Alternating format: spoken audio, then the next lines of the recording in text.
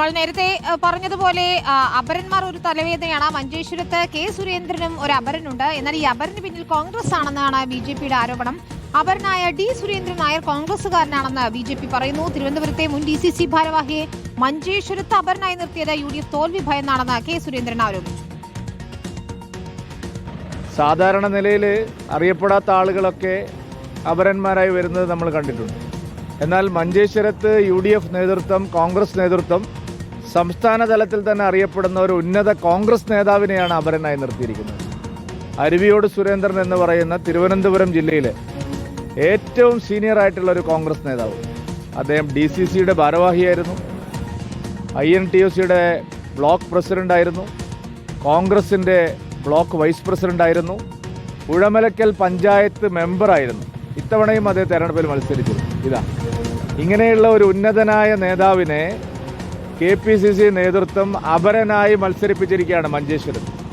ഏറ്റവും നീചമായ ഒരു രാഷ്ട്രീയമാണ് UDF മഞ്ചേശ്വരത്ത് ഇപ്പോൾ കാണിക്കുന്നത്. അരുൺ പൂപ്പറമ്പയാണ് ചേരുന്നത്. അരുൺ, ഈ മഞ്ചേശ്വരത്തെ പ്രശ്നങ്ങൾ പറഞ്ഞു തീരുന്നില്ല എന്നതാണ് അവസ്ഥ, അല്ലേ? ഇപ്പോൾ കെ സുരേന്ദ്രൻ അപരനായി എത്തുന്ന ഡി സുരേന്ദ്രൻ എന്ന് പറയുന്നയാൾ അത്ര ചില്ലറക്കാരനല്ല. ഇത് കോൺഗ്രസ് തന്നെയാണ്. മുതിർന്ന നേതാക്കൾ അറിഞ്ഞുകൊണ്ടുള്ളതാണ് ഡി സുരേന്ദ്രൻ നായരുടെ ഈ സ്ഥാനാർത്ഥിത്വം എന്നാണോ കെ സുരേന്ദ്രൻ ഇപ്പോൾ പറയുന്നത്?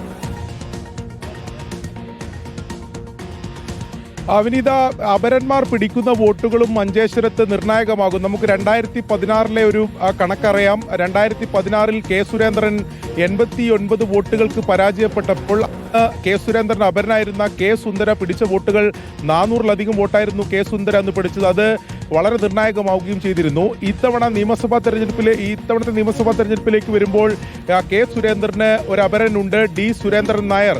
അരുവിയോട് സുരേന്ദ്രൻ എന്നതാണ് അദ്ദേഹത്തിന്റെ അവിടെ അറിയപ്പെടുന്ന പേര്. ഡി സുരേന്ദ്രൻ നായർ എന്നാണ് ഇവിടെ ഒഫീഷ്യലായി നൽകിയിട്ടുള്ള പേര്. ഇതിന് പിന്നിൽ KPCC നേതൃത്വമാണ്. VD സതീശൻ ഉൾപ്പെടെ അറിഞ്ഞുകൊണ്ടാണ് ഈ അപരനെ ഈ മഞ്ചേശ്വരത്ത് എത്തിച്ചത് എന്നതാണ് കെ സുരേന്ദ്രൻ ആരോപിക്കുന്നത്. അത് പ്രധാനമായും അവിടെ തിരുവനന്തപുരത്ത് DCC ഭാരവാഹിത്വത്തിൽ ഉണ്ടായിരുന്ന ആളാണ്.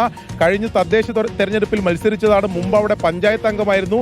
അങ്ങനെ കോൺഗ്രസിന്റെ പ്രധാനപ്പെട്ട പദവികളിലെല്ലാം ഇരുന്ന ഒരാളെ മഞ്ചേശ്വരത്ത് എത്തിച്ച് അപരനായി നിർത്തുക, അത് അത്തരത്തിലൊരു നാണംകെട്ട രാഷ്ട്രീയ കളിയാണ് കോൺഗ്രസ് നടത്തുന്നതെന്നാണ് കെ സുരേന്ദ്രൻ എന്തായാലും ആരോപിക്കുന്നത്. അപരന്മാരുടെ വോട്ടുകളും മഞ്ചേശ്വരത്ത് നിർണായകം. അതുകൊണ്ട് തന്നെ ഇത്തരം രാഷ്ട്രീയ ആരോപണങ്ങൾ പറഞ്ഞതിന് പിന്നിൽ കഴിഞ്ഞ തവണത്തെ തോൽവി കെ സുരേന്ദ്രൻ അറിയാം.